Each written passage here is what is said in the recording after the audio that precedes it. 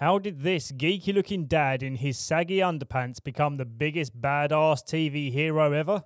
Well, here's every single episode of Breaking Bad in one video to explain how. Here we go, Season 1, Episode 1. Walter starts as an unfulfilled man. He teaches chemistry to a bunch of students who don't want to learn. They'd rather be rapping tongues than wrapping their heads around how flames can change colour using Walter's magical mist. Walter works 2 jobs just so he can pay for his mediocre house. A house which needs a new boiler, his family can only afford fake bacon, and the overdue bills are piling up. But even more tragically, his glove box needs repairing. He sees on the news that uneducated gangsters can use chemistry to make meth and make a tidy profit. So suddenly he forms an idea about how he, as an educated chemistry teacher, can earn a crazy amount of profit by taking another shift at the car wash. Turns out this was one shift too many as he starts coughing to death. Hold on, Grim Reaper. He's not dying just yet. The doctor's given him another 2 years before his lung cancer kills him. You understood what I've just said to you? Yes. Lung cancer. Inoperable. So what's a guy gonna do now? Well, the car wash job isn't very fulfilling, so screw doing that anymore. Wipe down this! Walter wants some of that sweet meth money, and he knows just the guy to show him how the meth business works. His brother-in-law, Hank, who works for the Drug Enforcement Agency. While watching his first drug bust, Walter notices an old student running away from the crime scene, Jesse Pinkman. So Walter goes to his house and says, "Yo, yo, yo, you looking for a new chef? I can help you out and cook some dope-ass meth." And blown away by his fresh rhymes, Jesse agrees to go into business. They purchase an RV using the last of Walter's life savings so they can go cook in a place far from home. We see the dynamic of Jesse having a chill time cooking meth and Walter wanting everything done properly so that his product stands out from the trash in circulation. Jesse brings along one of his connections so they can make a deal. But one guy recognises Walter from the earlier drug bust and suspects he's working with the DEA. So they're about to shoot them both, but Walter says if he spares them, he will teach them how to cook better quality batches. Bitches. Little did these rookies know, Walter knows how to create a toxic gas explosion with red phosphorus.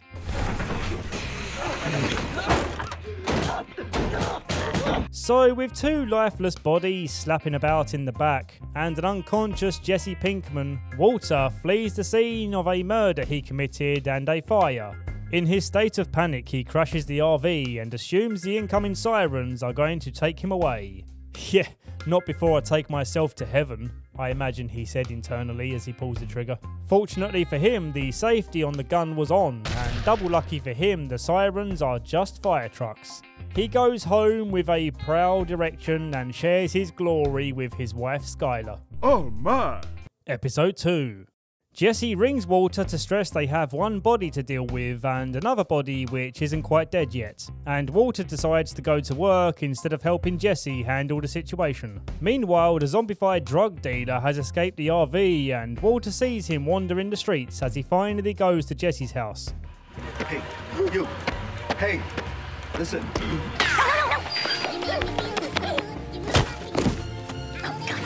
And they proceed to padlock him to a pole in Jesse's basement. They flip a coin to decide who is going to deal with the dead body and who is going to make one more. It doesn't go very well at the start because Jesse can't find the right type of plastic tub to dissolve a body in. And instead of killing the other guy in the basement, Walter makes him a sandwich. The episode ends with Jesse deciding to use a standard ceramic bathtub to melt the body down. But the acid eats right through the tub and the floors below, creating one of the most disgustingly funny scenes in the entire show.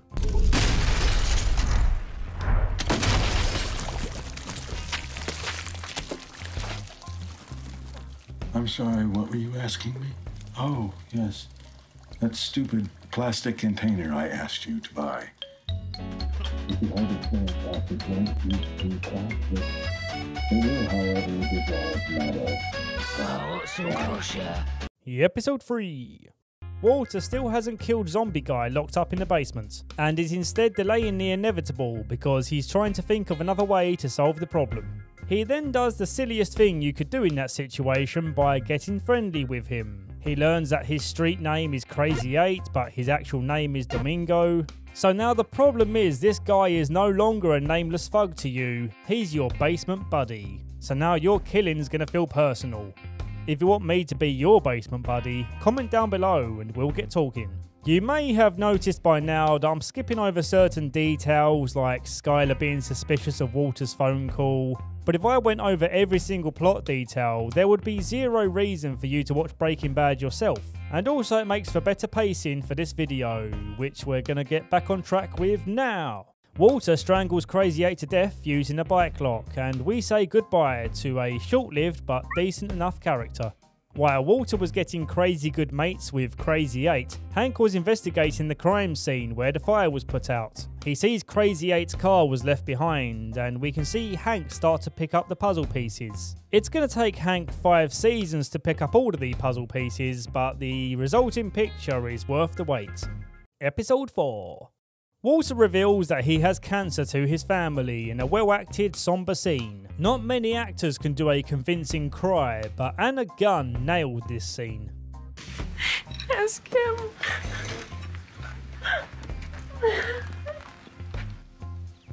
I have cancer. There's not a ton of plot progression in this episode, it's mainly about character development. Walter is silently pulling away from discussions on chemotherapy and just wanting to be his own man. Jesse goes home and we see how his family has basically disowned him for being a dopey dropout. And yeah, it's a cool episode, but there's not much plot here for me to joke about, so episode 5. Jesse is looking for a job since his project with Walter was a disastrous fail, and he bumps into his friend Badger. Cause I'm on probation, yo. Gotta prove to the man I'm rehabilitated. Everyone loves Badger.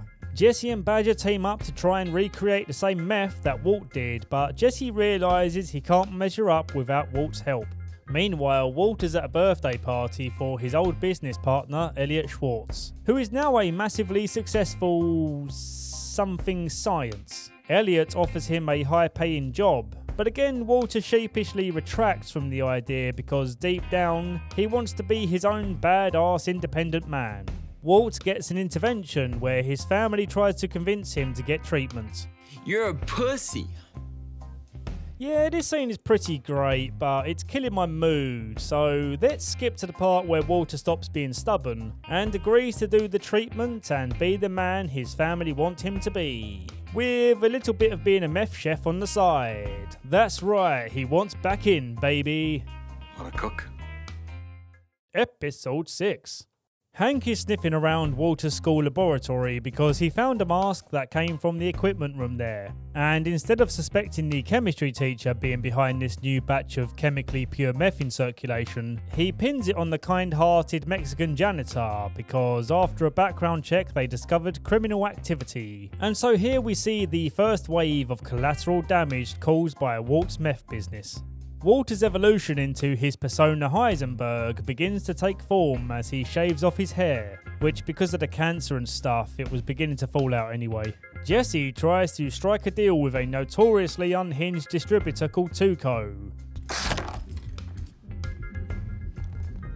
Booyah! Who then beats the living piss out of Jesse when he asks for his money.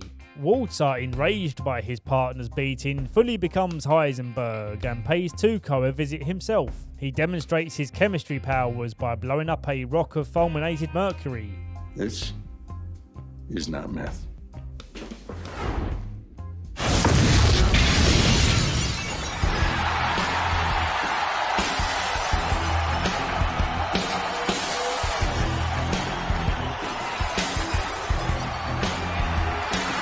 Episode 7. Hiding in plain sight, Heisenberg attends a PTA meeting. He wants to take his mind off the fact he unintentionally got the janitor arrested, so he starts fingering his wife. A classic old school move which pulls Skylar's attention from the meeting and lessening her chances of being involved in the discussion. Next day, Heisenberg and Jesse meet up to trade with Tuco, who now respects Heisenberg as a fellow crazy person. And they make a deal to deliver double the amount of meth next time, even though Jesse knows Tuco will kill them if they fail to deliver. And yet Heisenberg doesn't care because he's gonna die anyway. And also he's certain that they can make enough if they source their own ingredients. Firstly, they need to steal some etch-a-sketches from crying children to make thermite. Then they can use the thermite to burn through a security door and steal a barrel full of yummy methylamine. The product they end up making with these ingredients is the show's iconic blue coloured meth, and Tuco loves it, and he wants more. Tight, yeah! Blue, yellow, pink, whatever, man, just keep bringing me that. Tuco then beats his bodyguard into a pile of mashed potato to demonstrate that he's not the kind of man you want to disappoint. Damn, man, look at that, look! Whew. So that's series 1 done, but here's a few questions you may have. Question 1, why is Skylar so fat? Well, she's actually pregnant, and you would have known that if I had remembered to tell you. Question 2, isn't Skylar suspicious about Heisenberg's lengthy absences? The answer is yes, but he tells her that he's going to alternative healing classes and also to mind your own damn business, you fat cow. Season 2, Episode 1. $737,000. That's how much Heisenberg has estimated he will need before he can quit his new business venture. And I'm sure that's exactly what will happen. There will be zero hiccups in this solid plan. Ah crap, Tuco killed a guy. So now there's another dead body involved. Oh no, now Hank is looking at CCTV footage and he suspects a scientist is involved because they used thermite. Oh no, oh come on, now both of Tuco's bodyguards are dead. Well, as long as Tuco doesn't end up holding us up at gunpoint. Oh no. Well, that was a horrible start to the season. Next episode. Episode 2. Hank is hunting down Tuco as his fingerprints were lifted from the dead bodyguard. I'm fairly certain if they just checked his face they would have found a whole fist print. Skylar reports Heisenberg as missing, but neither Skylar or Hank realise these two cases are connected. Tuco is currently holding them at his weird uncle's house, who can basically do bugger all except ding a bell. We can come back to him later because he's not going anywhere fast. That joke was very poor taste. Realising that Tuco will most likely kill them, Heisenberg sneakily puts some poison into his burrito, but Senor Ding Dong dings his little bell to alert Tuco to the mischief. What are you telling me, Dio? Huh? Are they punking me? So Tuco goes mental and takes them outside for a good old-fashioned execution, but Jesse counters with a rock smash. Tuco ends up being shot in the tummy. Hank arrives on scene, so Heisenberg and Jesse hide behind some barrels. This way they get to watch Hank shoot Tuco dead.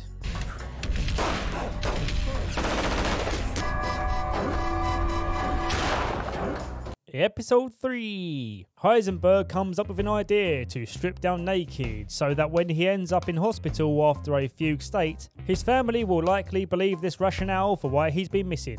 Meanwhile, Jesse's been taken in for questioning by the DEA because they found his car at Tuco's shootout scene. They bring in Senor Ding Dong, who we learn is an OG drug lord, and instead of ratting out Jesse, who he hates, he craps his pants when questioned by the DEA, who he hates even more. When Heisenberg gets home, Skylar finds it hard to pretend that she can trust him, after Hank told her that he likely has a second cell phone that he uses. Skylar said she saw him using his phone before he disappeared, but the phone records are blank upon investigation. So with this suspicion, she acts like a cold bitch for the next couple of episodes, but honestly, who can blame her? Episode 4.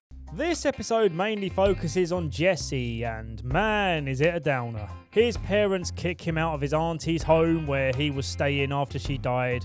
His bike then gets stolen, and the only thing he has left is the RV, which is currently in an impound with all his cooking equipment. He could just go get it back, but he owes this guy a lot of money who agreed to hide his RV in the lot.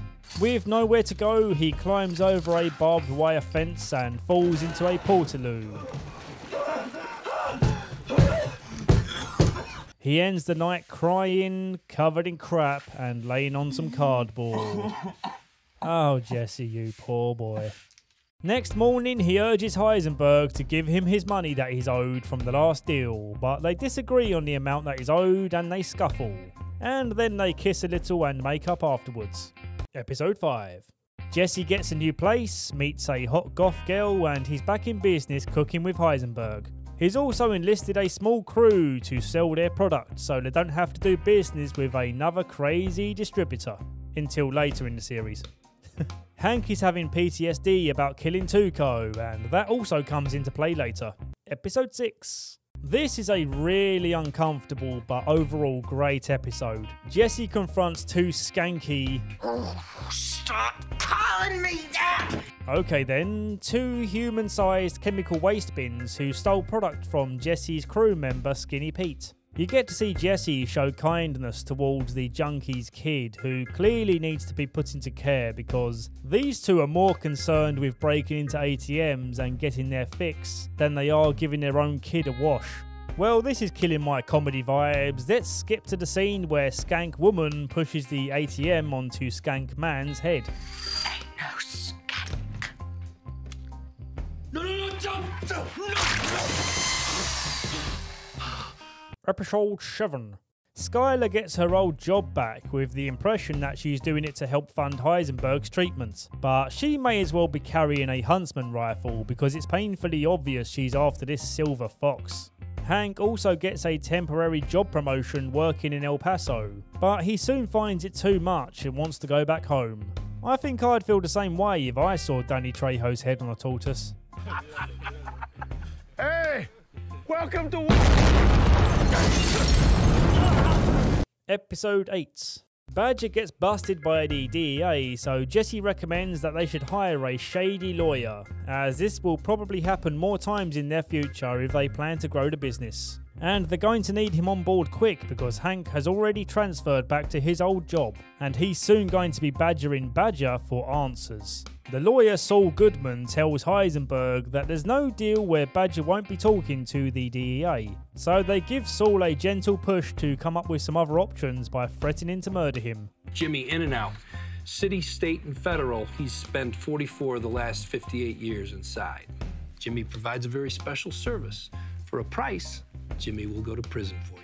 Cops bust Jimmy, Badger gets out, everybody's happy, and all it's gonna cost you is $80,000 and 1 pound of your finest meth. Saul Goodman may be slimier than an expired packet of ham, but he's smarter than the average sausage. Episode 9. Heisenberg says he's going to visit his mum for a few days, but that's a lie so he can cook with Jesse. They get home just in time for Heisenberg's checkup with the doctor, and he says your cancer is almost all gone. He punches a towel dispenser in the bathroom, feeling a range of emotions that I'm not smart enough to interpret. I just sit here like, oh wow, that Heisenberg sure is crazy right now.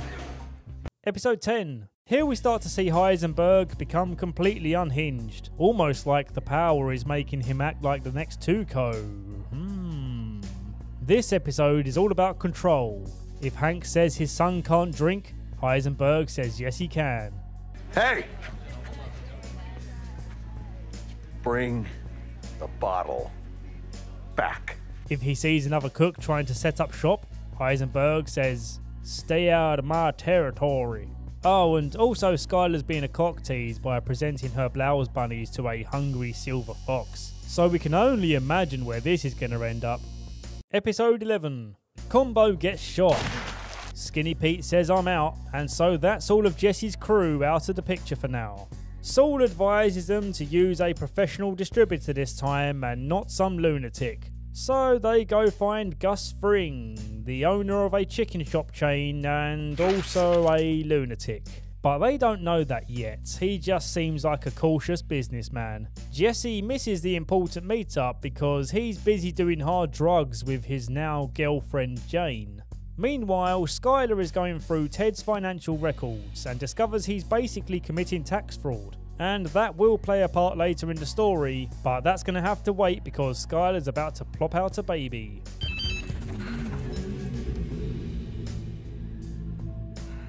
Episode 12.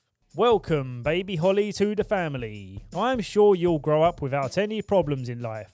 Your mother only smoked a little bit during pregnancy, your dad has a very stable job, and your uncle Jesse will be a wonderful influence. Yeah, I found this picture online and I had to find a way to incorporate it into the video. It's just too precious to pass up. Walter Jr., Heisenberg's son, who I've neglected to mention up until now, has set up a charity page to help his dad. That's really sweet, thanks son.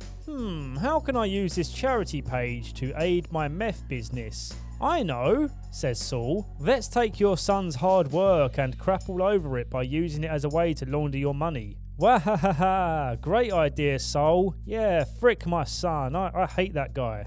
Later, Heisenberg goes to Jesse's house and finds his girlfriend overdosing, but instead of saving her life, he believes it's better for her to be out of the picture. She's really crushing their bro time vibe, so she's got to get out of here now.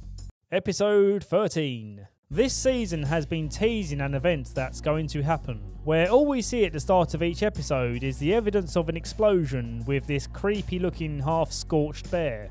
Well, here's what happens. After Heisenberg allowed Jane to overdose and die, he went to a bar and drank with a man who we know to be Jane's dad. Jane's dad is an air traffic controller and kinda loses his mind after losing his disappointing daughter. So he deliberately crashes two planes together in an explosion we see at the end of the episode.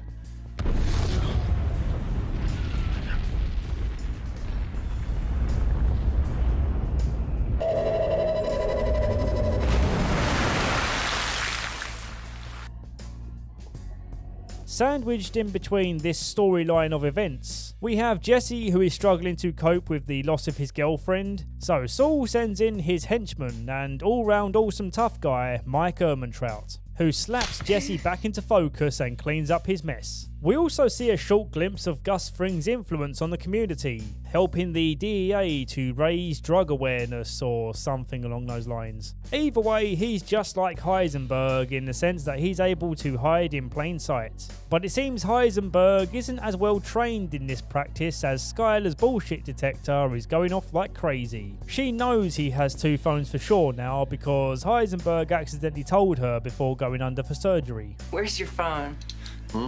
Your cell phone, did you bring it? Which one? She knows that he never went to see his mother, and she knows he's been paying for his treatment somehow. So Skylar says, you know what mate, I don't know what's going on, but I really don't want to be around you right now, so I'm going to see you next season. Season 3, Episode 1. This season, we meet the most threatening villains who barely speak a single word throughout the series. Their mere presence is enough to make you crap yourself, and also they're twins, which adds to the spookies. The twins are on their way to find Heisenberg, and we don't know why this is yet, but would it surprise you to learn that they're related to Tuco? Jesse goes to rehab to get clean, and Heisenberg reveals the truth to Skylar about what he does, because he realises at this point that he needs to rebuild some trust with her. You're a drug dealer. How else could you possibly make that kind of money? Cocaine? Methamphetamine. But at this point, she's on the brink of divorcing him and taking the kids away for good. So if anyone watching this is looking for a newly single drug lord sugar daddy, I'd jump in quickly before Skylar comes crawling back. I've already got my wig and lipstick on, so the race is on, bitches. Episode 2. The episode opens with the song A Horse With No Name, and I think that's the only reason for the title. Oh, Heisenberg's been pulled over, let's just focus on that. The cop was going to let him go with a citation because of his broken windscreen, but Heisenberg is who he is, so he causes a right flap and gets pepper sprayed. Pepper spray the man who's expressing his opinion under the First Amendment!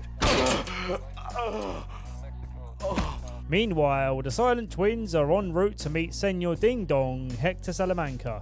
To communicate with Hector, they use a Ouija board, which for some reason was in this care home. Seriously, what use would old people have for a Ouija board? They're about to die themselves, can't they just wait a few months to speak with ghosts? Well anyway, the twins use this Ouija board to find out who Heisenberg is.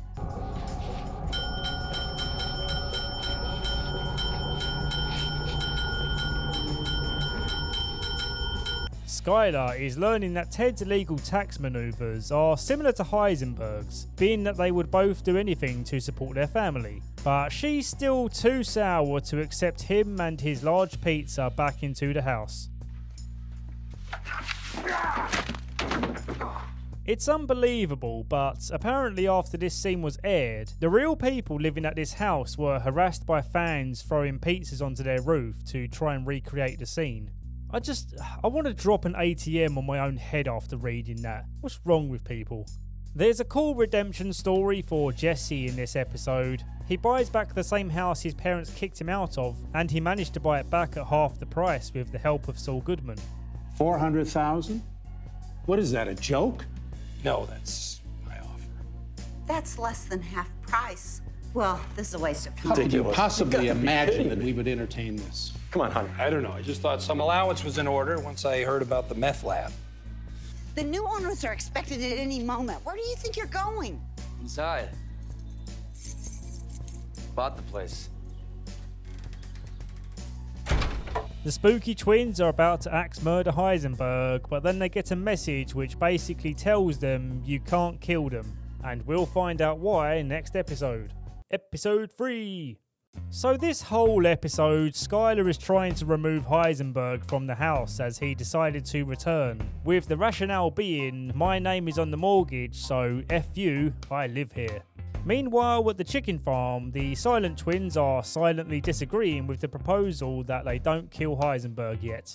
As Gus Fring puts it, when my business with Heisenberg is finished, you can do whatever you want to him. Yeah, they're probably not going to wait, are they? After police intervention and Skylar's bitching failed to get rid of Heisenberg, she tries one last punch in the gut by telling him, I f***ed Ted. Episode 4. Hank is getting warmer finding fresh clues in the Heisenberg case, tracking down the blue stuff to a gas station girl who just wanted to step up her party game. Using the CCTV from an ATM outside, he tracks down the type of RV Jesse is using. Wow, that's too many acronyms for one sentence. Heisenberg embarrasses himself by trying and failing to smash into Ted's office. Next time, you'll open the door. His erratic behaviour has now led him to being kicked out of his teacher job. Well, great, now he has all the time in the world to go and cook meth, although he doesn't want to. In Heisenberg's absence from the kitchen, Jesse has cooked up a similar but inferior batch. Tensions start to grow between them. This is my product. This is my formula. This is mine. Hey, you know what? Eat me. Anytime, loser. No, hey! Wait, hey!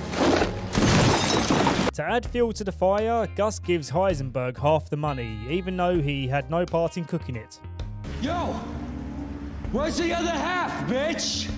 At this point, we assume he's trying to coax Heisenberg back into the business so that the meth gets cooked correctly, while it's still associated with his name. Whew, episode 5.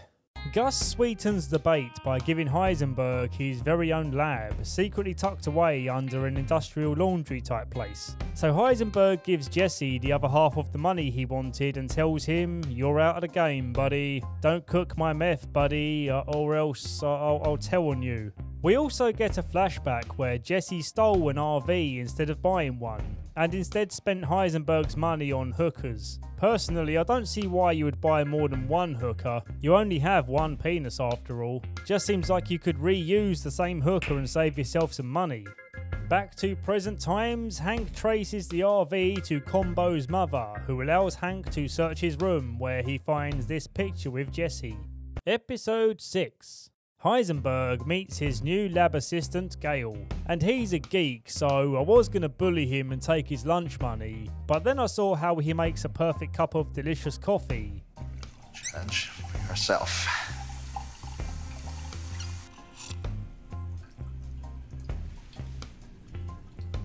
My God, that is the best coffee I've ever tasted. This episode has its first intense scene of Heisenberg almost being caught when Hank follows Jesse to his RV.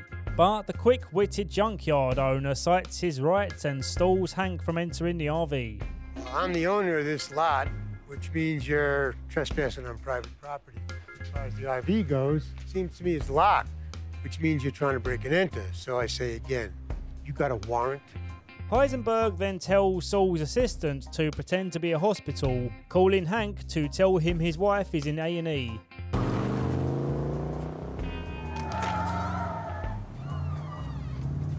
Absolute genius move, and if you want to see what a man looks like when he's about to murder a mofo, just check out Hank's expression here. Marie? I'm just checking in. I'd love to have some idea of whether I should cook dinner or not. You okay? Yeah. Hank. What's up?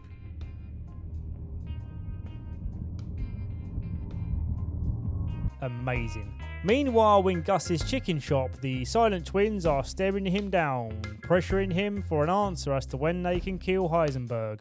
Meet me at sunset, Gus says. What, you couldn't give them an exact time? Are you just saying sunset to make it sound more dramatic? He again states that they can't kill Heisenberg, but they can kill Hank instead. Hank is after all the one who shot Tuco dead, so it does make more sense to kill him for their revenge plot. Episode 7.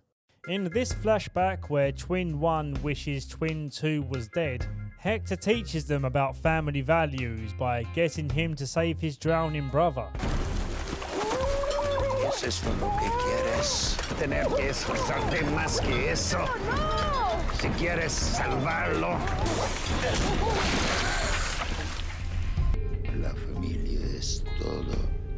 This episode mostly contains emotional conflict. Hank beating the living piss out of Jesse, Jesse giving a big man speech about how he's going to ruin his life and sue him, which he doesn't end up doing, but Hank still gets suspended. Oh yeah, then Hank gets shot by the silent twins.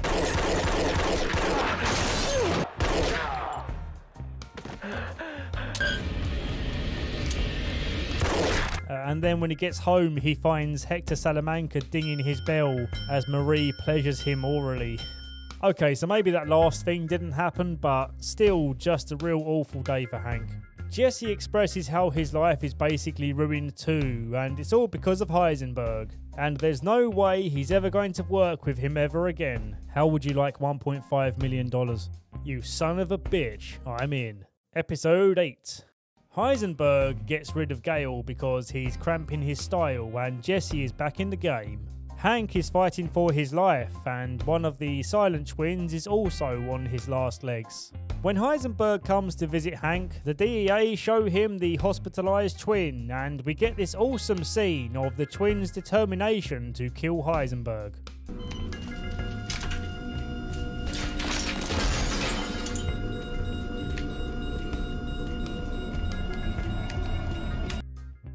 I can't get a pulse back. 4, 1, 2, 3, 4. Still 1, nothing. 2, 3. All right, stopping compressions.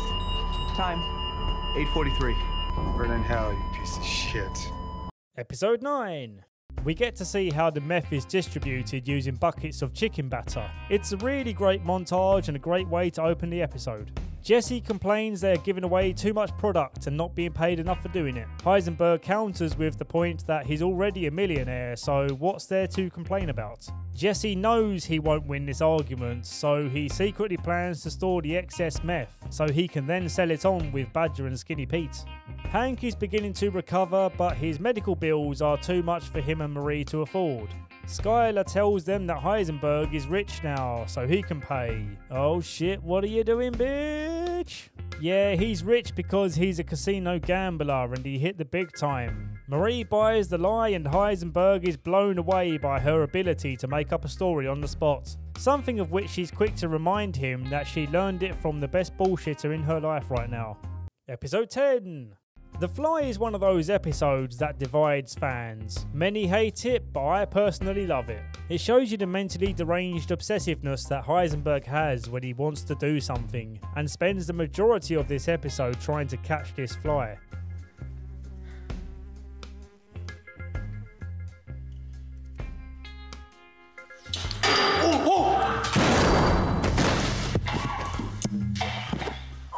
There's not a single thing about this episode that I don't like. Oh, Oh, it's directed by Ryan Johnson. This is the worst episode of Breaking Bad. Jesse tries to convince him to ignore the fly and get cooking, but surprise, surprise, he won't budge. So Jesse puts some sleeping pills into his coffee, and just as he falls asleep, Jesse manages to swat the fly and then proceed to cook the meth himself. Episode 11. Jesse moves on to a new girl, Andrea, who at first he was going to bag so he could sell her some meth, but she's attractive so he falls for her quickly. And he later learns that her younger brother is the same kid involved in combo shooting. Just a quick editorial note, I noticed that going frame by frame through combo shooting, you can actually see blood on his shirt just before he actually gets shot. So there's the gunshot, but there's the blood beforehand. Just a fun little goof. Heisenberg has dinner around Gus's house and Gus gives a subtle warning that he is suspicious of Jesse's behaviour. Skyler is starting to become more involved in the business now, advising Heisenberg to purchase a car wash so they can launder their money in a way which raises less flags to the taxman. Episode 12. Jesse asks Heisenberg to help him take out the combo killer dealers, but he says nope. So Jesse goes to take them out on his own, but Mike and Gus's henchmen stop him before it goes down, and they bring him into a meeting. Turns out Heisenberg told Gus about Jesse's plan so that Gus could intervene before the conflict. To keep Jesse happy, he agrees that the kid brother of Andrea will be left out of future deals, and they shake on this agreement. But instead of giving the kid an early retirement with a gift basket for all of his years of service, they shoot him dead. Jesse takes this as go-ahead for murder time. And Heisenberg, realising what was about to go down, saves Jesse's life by running them both down himself.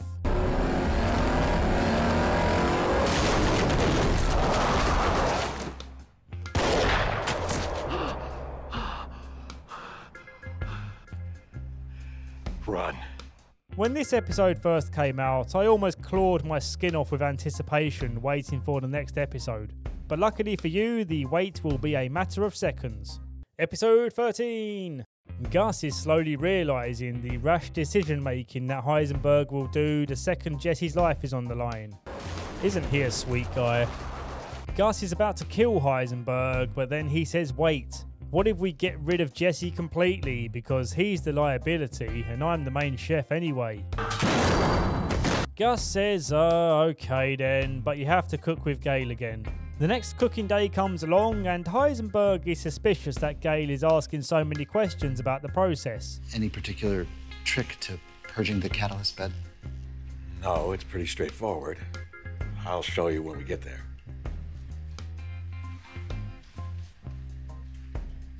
And whatever this guy's name is, the assistant that always looks pissed off. Oh, Victor. Victor seems to be taking a keen interest too, so Heisenberg believes he will be killed off and replaced. Sure enough, that same evening, Victor comes along and says there's a chemical leak and you need to come down to this dark dungeon alleyway place and take a look. He might as well be cocking a shotgun in front of Heisenberg at this point, because he knows what's about to go down. With some quick thinking, he asks to call Jesse, pretending that he will get Jesse to come down so they can shoot him instead. But he tells Jesse, go kill Gale quickly now. Listen to me. You're closer than we are. I'll have about a 20-minute lead. They've got me at the laundry and they're going to kill me. Jesse, do it now! Do it, bitch! Do it fast! You might want to hold off. Yeah? Why? Because your boss is gonna need me. Poor old Gale doesn't know what's coming his way. He opens the door and Jesse's all shaky and shit. His gun veers off and you're left wondering if he's actually going to shoot him or not. But yeah, he did. Oh my god. That's the end of Season 3. We're on the home stretch now, boys. Season 4, Episode 1. Hank is home from hospital and being a real arse to Marie for seemingly no reason other than he doesn't like having to poop in a bedpan. Yeah, I'm sure she's not entirely thrilled about this setup either. Maybe consider cutting the person who is willing to clean up your diarrhea some slack. Heisenberg and Jesse await Gus's return after they just killed their second best chef. Heisenberg argues that Gus wouldn't kill them because there's no one else who can cook the same meth to this quality, but then Victor demonstrates that he can follow the recipe even if he doesn't understand the chemistry. In the middle of Victor's showcase cook, Gus arrives and gets dressed for murder. But instead of killing Heisenberg and Jesse, he kills Victor. We're ready to go to work. We'll just pick up right where we left off. Most likely because he would have cooked inferior meth, wasting valuable chemicals to do so. But this also proves the point that loyalty means nothing to Gus. He will kill you without hesitation if it benefits the business. Episode 2. Heisenberg buys a gun in case he needs to pop a cap in Gus's arse. Jesse is still mentally affected from the last cap he popped in someone's arse. That does not sound good at all. So he's using the power of music to drown out the thoughts of arse cap popping. When that music idea doesn't do the trick, he resorts to hosting a never-ending party where he pays Badger and Skinny Pete to keep it afloat. Keep this party going. I mean it, yo. I want this place kicking harder than a sensei when I get back. Gus has a new guy watching over the cook, and the grumpy old troll Mike is making them measure their yield twice. Skylar attempts to buy the car wash from Bogdan, but Bogdan's pride is still damaged from Heisenberg's nut grab war dance. So his counter-offer is $20 million or no sale. Now that's the ultimate nut grab war dance move. Unwilling to gaze upon his glorious balls, Skylar walks away from the deal for now. Episode 3. We get a bit of screen time to learn about Marie's compulsive kleptomania. She's currently pretending to be interested in properties at open house events, so she can steal spoons and stuff. I am only mentioning this because the episode is called Open House, so now you know why. Skylar comes up with the idea to pay Bill Burr to pretend he's a groundwater inspector and falsely claim that Bogdan's car wash is polluting the grounds. And the expenses to clean it up are going to be more than the business is worth, so he reluctantly sells it for a reasonable price to the happy couple. Well, I say happy, but they're pretending to be happy for the sake of appearances. The word for this episode, children, is pretending. Hank is recovering well, but being all mopey about it, so Officer Friend comes in and offers him a case file to keep his mind occupied. It's the mysterious case of Gail's arse being popped with a cap, otherwise known as the Gap Whack Files. Episode 4. Heisenberg's happy family go to Hank and Marie's for a dinner party. Hank says, "Hey, do you want to laugh at somebody who's worse off than we are?" "Heck yeah," says the son with cerebral palsy. Lung cancer man pretends to find it funny, but inside he's dying because he has lung cancer. Hank picks his brains as a man of high-level chemistry to check that these are the notes of a meth cook. And also, who could WW be? WW. Who you figure that is, huh? Walter White. Walter White. Walter White. Walter White. Walter White. You got me.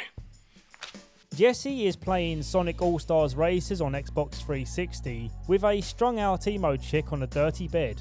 I'm sorry, is this episode called Jesse Goes to Heaven? While he's preoccupied, the forever watchful eyes of Mike caught one of the party pirates making a run for it with Jesse's bag of swag. And Jesse doesn't even seem to care. He just wants to spend his money and party. Money! Mike huffs and says, "How can I reach this kid?" Gus comes up with a plan. We'll make this kid appreciate the value of hard, honest work by him helping Mike on his money drops. But Gus has a secret, sneaky scheme up his sleeve, which we'll find out about probably next episode. Episode 5. Heisenberg is concerned when his boy Jesse doesn't turn up the next day for a cook. But Mike says, "Chill out, bro, he's with me. And he's not going to be your sous chef for a while." After a full day of hard labour on his own, he goes home to sign some papers to make the car wash purchase official. And before he washes away his cooking sweats from his body, he decides to add Skylar's body sweat on top of it. Oh boy, this complicates things. Jesse is waiting in the car while Mike collects a drop, and he sees some suspicious men approaching from behind. He slams the car into reverse, almost killing them.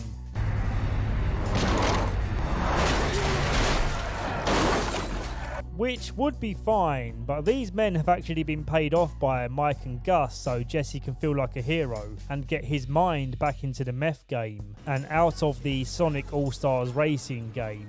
But what if he accidentally did kill them? Wouldn't that send Jesse back into his trauma spiral? Hank is looking at the crime scene photos and wonders why a vegan would have a piece of paper from a fried chicken shop. Since when do vegans eat fried chicken? Episode 6. Skyler feels that Heisenberg is losing it after he drunkenly convinced Hank that Gail probably wasn't smart enough to make this high grade of meth. You absolute spanner. She says just give it up, you're in over your head and you're gonna end up putting yourself in danger. And this is where we get the classic line, I am not in danger, Skyler. I am the danger. There is another amazing moment in this episode, but it didn't get the same attention as the danger thing. It's when Heisenberg takes the car wash from Bogdan, and when Bogdan tries to leave with his framed dollar bill, the first dollar he ever made in this business, Heisenberg says, nope, that's mine. Technically that framed dollar bill is my property now, and he just coldly smashes it, and then uses that dollar to buy a refreshing can of Coca-Cola. That's right, frick your feelings, Bogdan. Skyler hasn't come back home since Heisenberg flew off the handle, and Walter Jr. is now realising he needs to pick a side. Daddy then buys him a nice car, so that's his allegiance sorted. I'm glad you like it. I do, thank you, Dad. Skyler is rightly concerned that the IRS are going to be suspicious of this purchase. This whole thing is damn suspicious. So now Skyler's going to look like the bad guy when she says the car has to go back. It's really hard to not side with Skyler at this point, even though she's kind of going against our boy Heisenberg, which means that she's automatically bad in our books. But she's also being good by protecting him, but still bad. So she's bad but good, and good is bad. Good, bad. Oh, Jesus. Episode 7. Skyler insists that the expensive car needs to be returned to the dealership. Okay, Heisenberg has clearly misheard this instruction because he's currently blowing the car up. You're so silly, Heisenberg. He then goes to Jesse's house to convince him to kill Gus because clearly Gus is trying to turn them against each other. So Heisenberg makes some ricin to poison Gus and they store it in a cigarette. Jesse then gets a slim window of a chance to apply the poison to Gus's coffee, but he wasn't quick enough. Meanwhile, Hank is still hooked on the scent of the chicken shop and finds a way to get Gus's fingerprints. The theme of this episode, kids, is picking on Gus. Hank brings this case to the big cheese at the DEA and gets some eyebrows twitching. Hank, no offense, but I think you're really reaching. What are Gustavo Fring's fingerprints? Doing in Gail Bedeker's apartment. Episode 8. Gus is getting deep fried by the DEA's questions, but being the devious devil he is, he has an answer for everything they throw at him.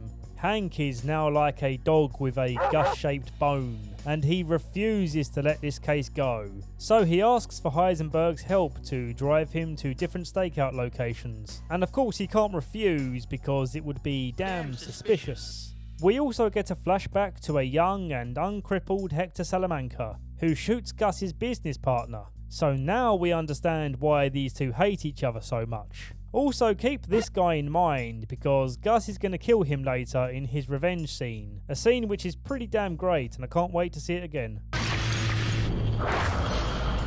Episode 9. Ted comes in to see Skyler, but this Teddy ain't here for a stuffing session today. He's here to warn her that the IRS are looking into his finances, which is a real problem because she was in the business when he was cooking the books. And for obvious reasons, she can't have the IRS snooping around her life right now. So she acts and dresses like a dumb bimbo for the IRS meeting, so they just think she's a lousy accountant that Ted hired because he wanted to diddle her. Right, Teddy?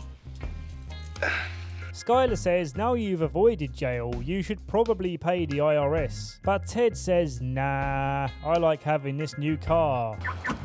It's Jesse's turn for dinner at Gus's house, giving him the perfect opportunity to poison him, but he gets caught up in a conversation about Gus's intentions.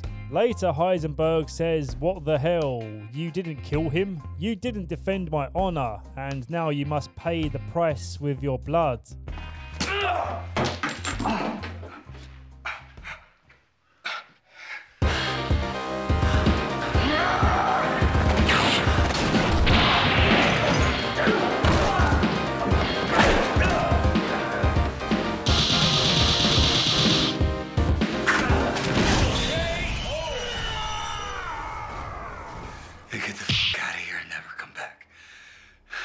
Episode 10.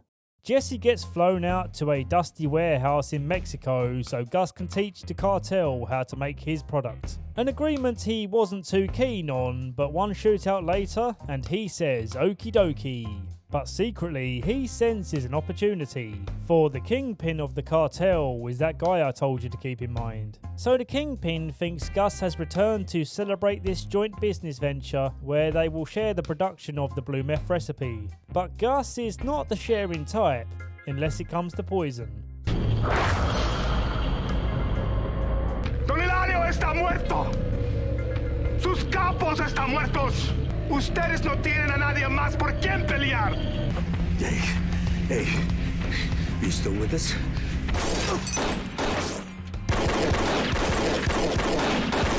Get us out of here, kid. Episode 11. So Gus is currently in bed with an icky tummy and Mike is injured from the fleeing gunfight. When Gus recovers, he talks about replacing Heisenberg, but Jesse states his loyalty. If he kills Heisenberg, he gets no cook from Jesse. Skyler tries again to get Ted to pay his taxes, but he's still not willing to be a good boy and play ball. So Skyler tells Saul Goodman to get on the case. It's gonna be fine. I've got my A-team on it. Saul sends in Bill Burr and a hefty guy named Hill to threaten Ted, who then tries to flee the scene and almost ends up getting his neck snapped in half.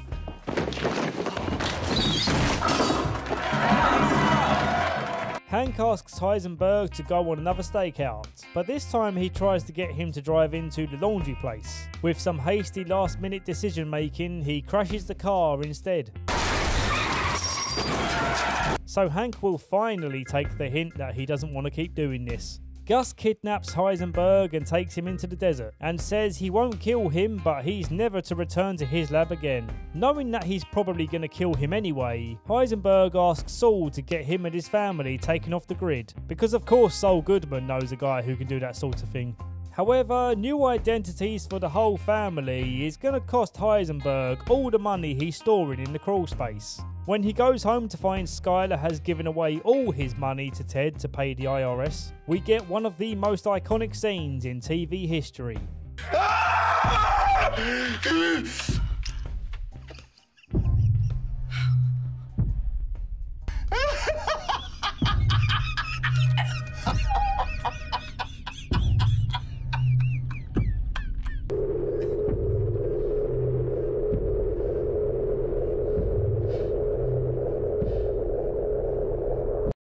Episode 12. As a favour to Heisenberg, Saul puts in an anonymous tip that the cartel have put a hit out on Hank. So in this episode we see the whole family being escorted to Hank's house, while Heisenberg hangs back to wait for his impending death.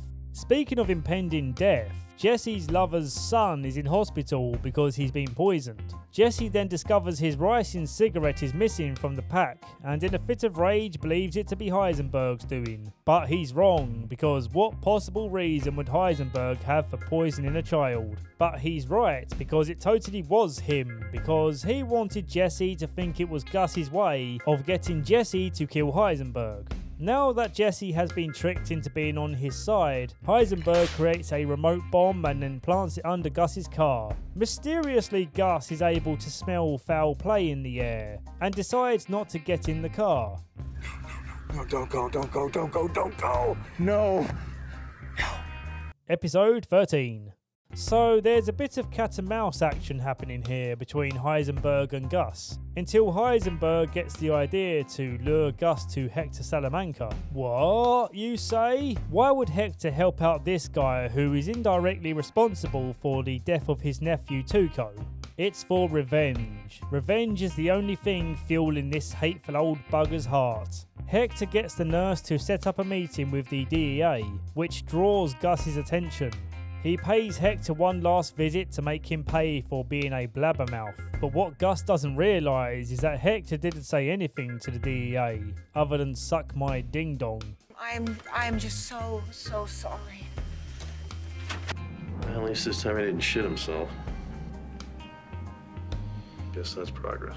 When Gus goes to inject Hector with his death juice, Hector gives him the most iconic death stare in TV history.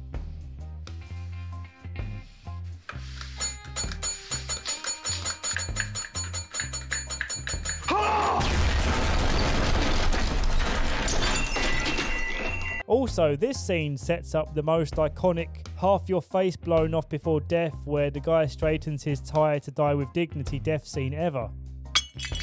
Heisenberg and Jesse finish off Gus's henchmen and burn every last bit of evidence, or so they believe. Series 5, Episode 1. The series opens with a homeless looking Heisenberg, and I mean that quite literally. He looks lost and without a home. Whoa, what happened there? It's my birthday. So what's happened to him? And also, why does he have an M60 in his car? Well, we're not going to find out until the end of the series. Hank is investigating the old lab and notices a camera on the wall. And that camera was being recorded by Gus's laptop, which is currently being collected by the police as evidence. Heisenberg realises this too, just when he thinks it's all over. Oh shit. Mike is a little unhappy that Heisenberg killed off his boss, but unfortunately they have to find a way to work together, as that camera footage will make them prison buddies if they can't find a way to destroy it. Which they do, by using a giant amplified magnet concealed in a van. Yeah, that did it! Yeah, bitch! Magnets! Oh!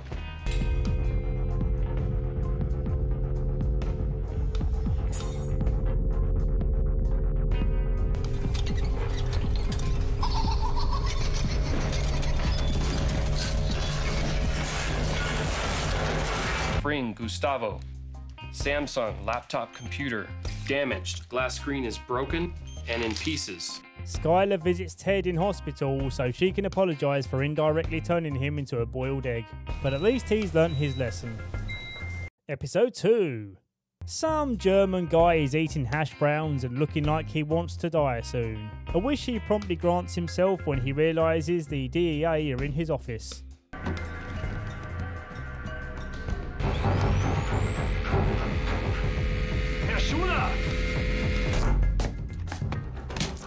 This guy was the head of the fast food division for Madrigal, the parent company of Los Pollos Hermanos.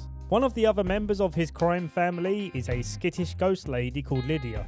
She handles the logistics side of Gus's business. With the operations team falling apart, Lydia wants Mike to get rid of some of these smaller time connections so they don't crack under the pressure when they're questioned by the police. And when Mike refuses this request, Lydia puts out a hit on him, which doesn't go too well.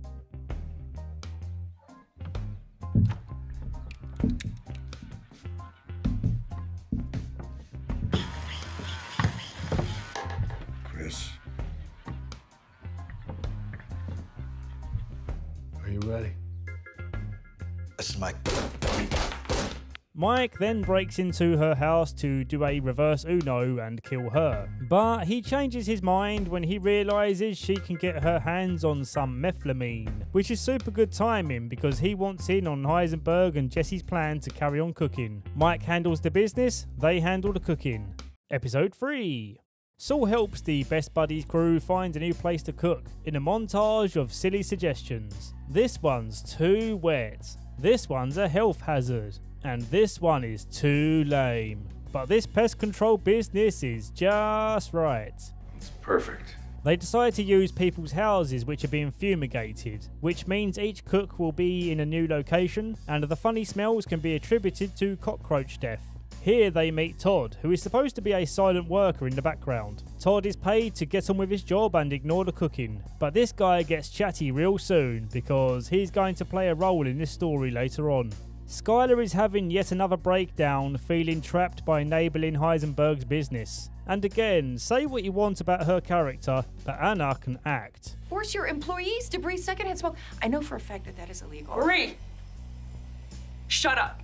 What? I'm sorry. Please don't speak to me like that. I am simply saying that you Will can't you shut up? Hey. Shut the hell up. Please shut up! stop. Shut up! Shut up! Shut up! Shut up! Shut up! Shut up! Shut up! Episode 4. Oh, come on, Skylar, now you're just being dramatic. Get out of the pool, you moody moo cow. It's Heisenberg's birthday. He was in a pretty good mood up until this point. He got himself a new car and decided to buy Junior yet another sports car, but this time it's on a lease to raise less questions with the IRS. But Skylar's like, yeah, I'm gonna drown myself anyway. Hank and Marie agree to look after the kids until she unscrambles her reggy brain. This is your brain. And this is Walter White. This is what happens to your brain after Walter White.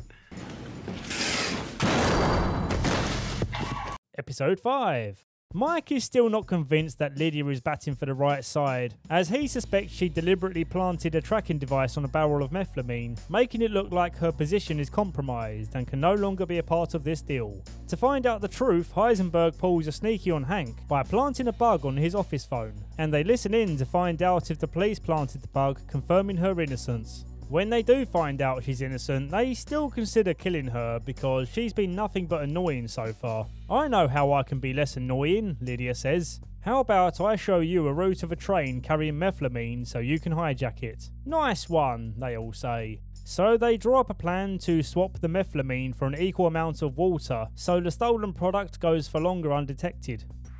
Go, go, go.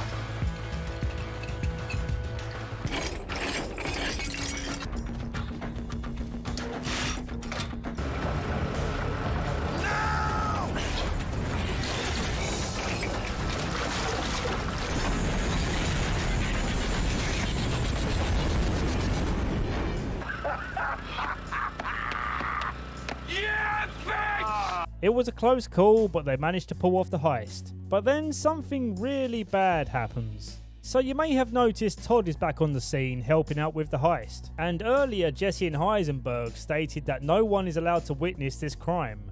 And where Todd is such a loyal soldier,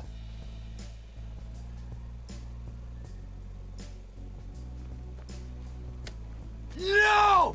No! No! Episode 6. The episode opens with one of the most somber scenes in the entire show, where they all realise that despite Todd being the one who pulled the trigger, they were all just involved in the death of a kid. The music in this scene fits the emotion perfectly.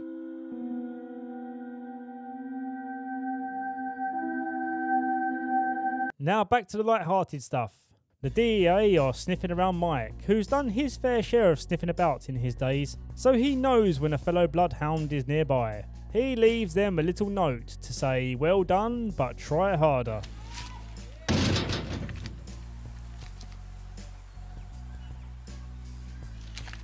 Mike is tired of being chased about and Jesse's broken up about the kid being shot, so they both tell Heisenberg they're out of the business. They try and sell their share of the methylamine, but the buyer won't seal the deal until they can guarantee that Heisenberg's product is out of circulation. Jesse comes round to convince Heisenberg to sell out and enjoy his retirement. Only the problem is, Heisenberg already sold out once before, as he watched his friends make millions from his science business. So he's not going to allow that to happen again. It's my turn to be player 1. He gets to use the good controller this time, and not the dusty, disgusting one that you always give to your friend. Skylar comes home to see them talking business, and Heisenberg insists that Jesse stays for dinner. The most uncomfortable silent dinner since your dad walked in on you jacking off that one time. I mean to say that he caught you jacking off before dinner, not that you were jacking off at the dinner table. The point of this dinner is to show Jesse that Heisenberg has essentially lost everything already. His family is all broken up, and the only thing he has left is his business.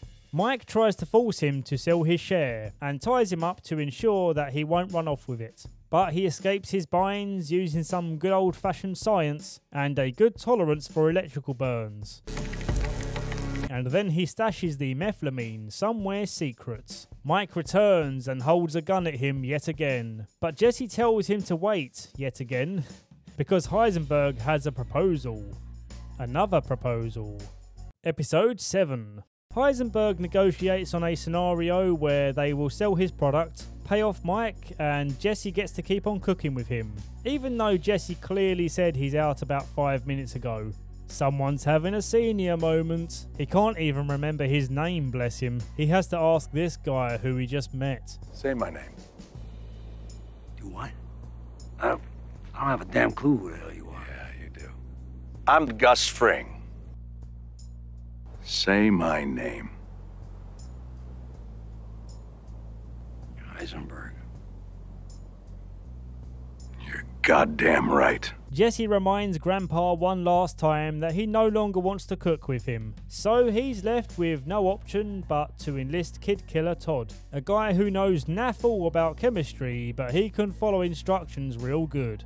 With the help of a trusty lawyer, Mike banks the last of his earnings before destroying the evidence of his crimes. So later when the DEA turn over his house, they find bugger all. Hank is then told by his boss that he no longer has the budget for investigating Mike, and he finds a loophole by investigating Mike's lawyer instead, who quickly gets caught in the act depositing money. Hey.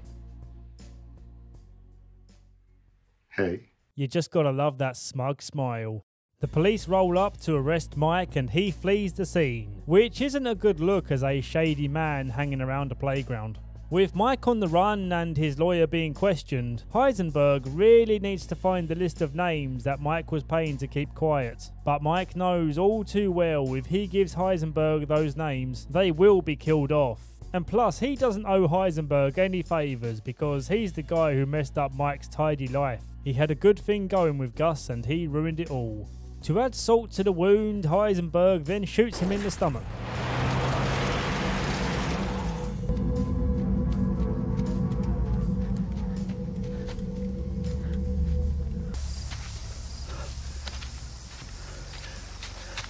He bleeds out by the water's edge with one last request. This whole thing could have been avoided. Shut the fuck up. Let me die in peace. Rip to Mike Ehrmantraut. He was pretty great. Episode 8. Failing to get the list from Mike, Heisenberg meets with Lydia, who agrees to give him the list if he agrees to supply his product to the Czech Republic. With the list of names in hand, he asks Todd's uncle to take out the prisoners. Todd's uncle is somewhat of a veteran criminal, and he also has a tattoo of a half-finished window on his neck, so you know he's probably not a nice guy. Skylar has one last trick up her sleeve to convince him to leave the meth game for good, by showing him the fat pile of cash that she's been saving up for them. And finally, he agrees that enough is enough. He gives Jesse the money which he owes him, but Jesse considers it blood money and doesn't want to be around it. You just give me my money and you and we're done. Heisenberg's family return to normal, hosting barbecues and doing sick drifts around a pool. All is going well until Hank needs a dump and he finds an interesting book to read. A gift for WW and signed by Gal Bedica. WW. I mean, who you figure that is, yeah? Woodrow Wilson? Walter White?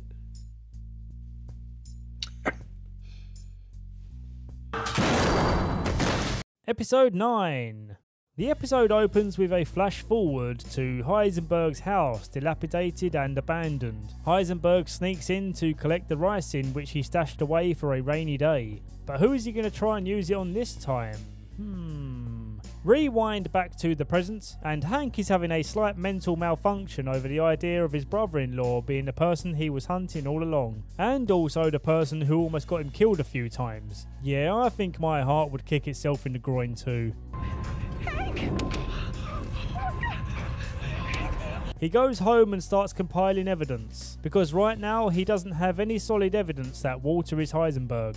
While Heisenberg has his head down the same hole that Hank's arse was sitting on not long ago, he notices that his favourite book is missing, and before long realises who took it. He confronts Hank, who turns Alpha Gorilla on him.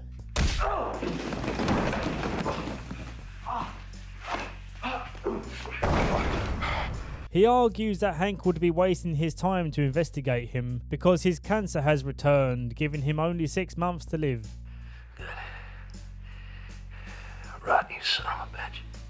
Which he claims isn't enough time for Hank to get the evidence he needs. Hank stares blankly like he's looking at an imposter, a stranger wearing Walter's skin. If you don't know who I am, maybe your best course would be to tread lightly.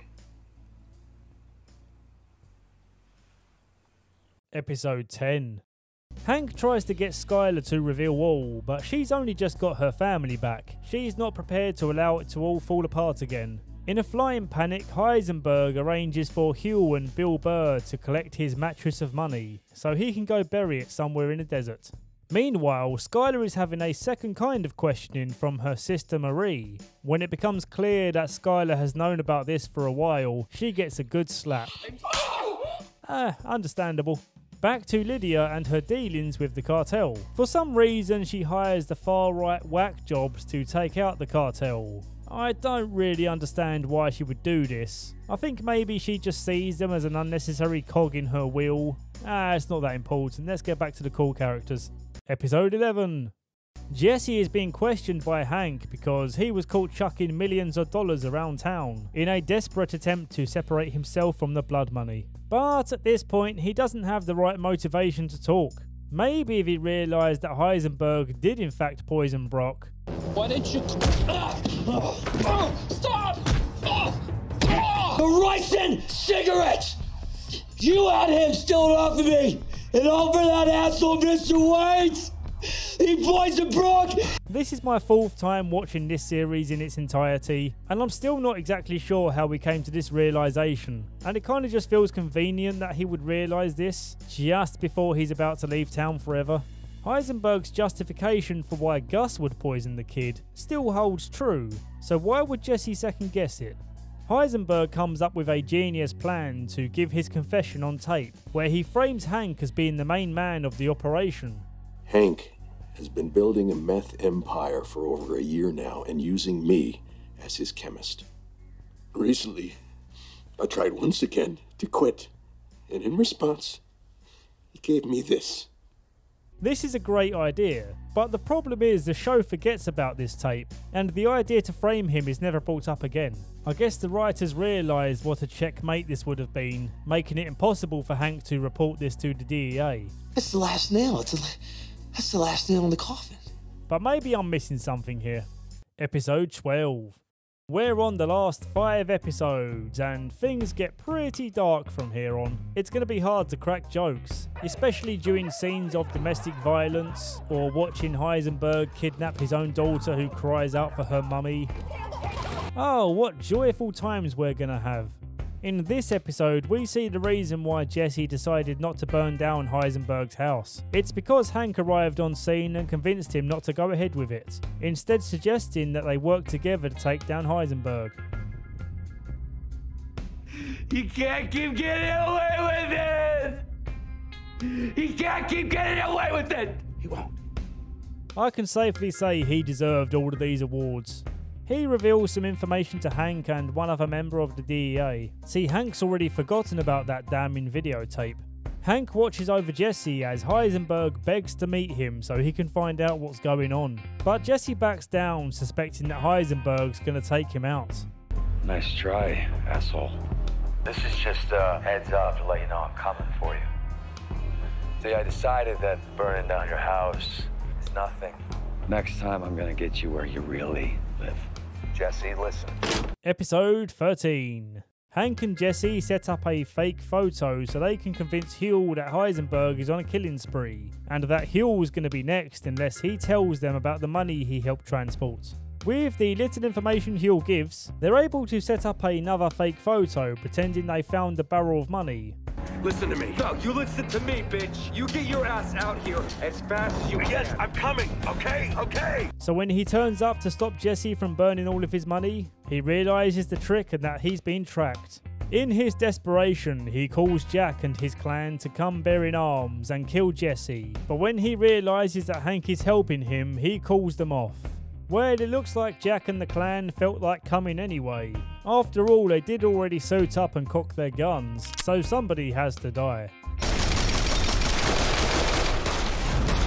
Did someone sleep with this show and make it pregnant? Because it's about to get heavy. Episode 14. Gomez has been shot dead, and Hank will be too unless Heisenberg can convince Jack not to. He even offers Jack all of the money which he had stashed in the ground, but as Hank rightly says, You're the smartest guy I ever met. And you're too stupid to see. He made up his mind 10 minutes ago. Do what you're gonna do.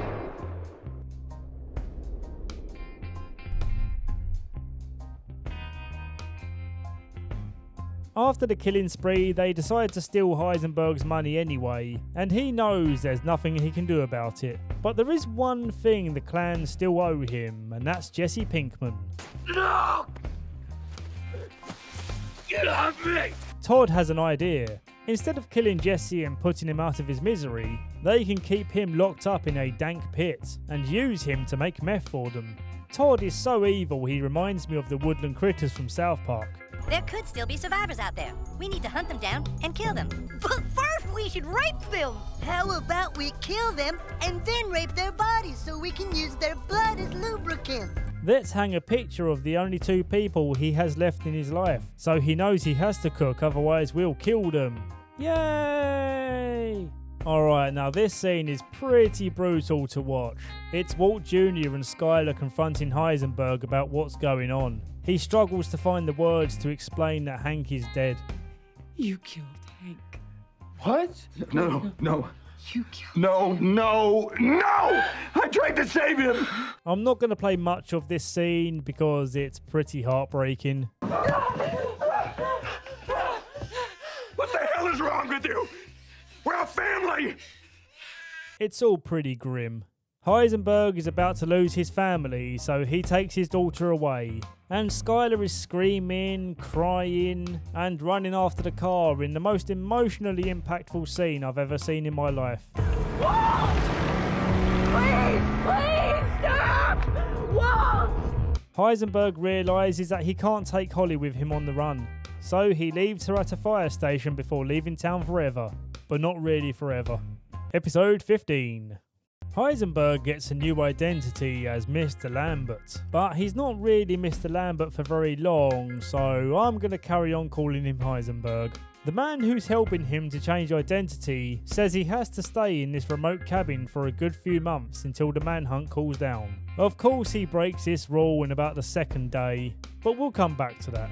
Back in New Mexico, Jesse tries and fails to escape the compound, so the clan kill his lover in front of him. Jesus Christ. Heisenberg tries his best to give the last of his remaining money to his family before he dies, but Walt Jr. hates his guts and refuses to help. Why are you still alive? Why don't you just die already? Just die. Again, understandable, leaving him with no point of contact to transfer the money to his family. He then sees his old business partners Elliot and Gretchen talking smack about him on the news, and the episode ends with him leaving the bar abruptly to go do something about it. Episode 16. We're at the finale, and if you're still watching this, you're an absolute alpha. Heisenberg sneaks into Elliot and Gretchen's swanky home, and you can see how empty he feels observing the fruits of their success, knowing that they owe their success to him. On top of the fact that he's about to die without a family and a dirty legacy as an insane criminal drug lord. He tells them to give his money to Walt Jr. on his 18th birthday, and if they don't, he has two hired guns who will take them out. The hired guns turn out to be Badger and Skinny Pete with laser pens. It was great to see them again before the end. Being that this is Heisenberg's swan song, he wants to exit tying up loose ends wherever he could, starting with Jack and the clan. He's rigged the M60 in the back of his car, ready to shoot at the press of a button, taking everyone out in the process as he pulls Jesse down to the ground to save him. One of the bullets hits Heisenberg, and as Jesse contemplates killing him, he realises he's going to die anyway, so why put him out of his misery, especially considering everything he's done to him. Heisenberg walks around their lab, appreciating the familiar sights of the one hobby that made him the rightful king of chemistry for a brief chapter in his life. Some people were upset that he died here, but I couldn't think of a better way to end his story. He got the revenge he wanted, and he went out rescuing someone who he had wronged. And that's the story of Breaking Bad. It's a series so influential on my enthusiasm for TV and film that it formed a part of my online persona. Of course, I'm nothing like this character, but I can relate to wanting to be known for something other than my day job, a place I'm contractually obliged to sacrifice many years of my life, all the while wishing I was spending them being an entertainer. Every one of you watching this right now is helping me reach that one step closer to being the person I dream of. So like this video, subscribe to my channel, and I'm forever thankful.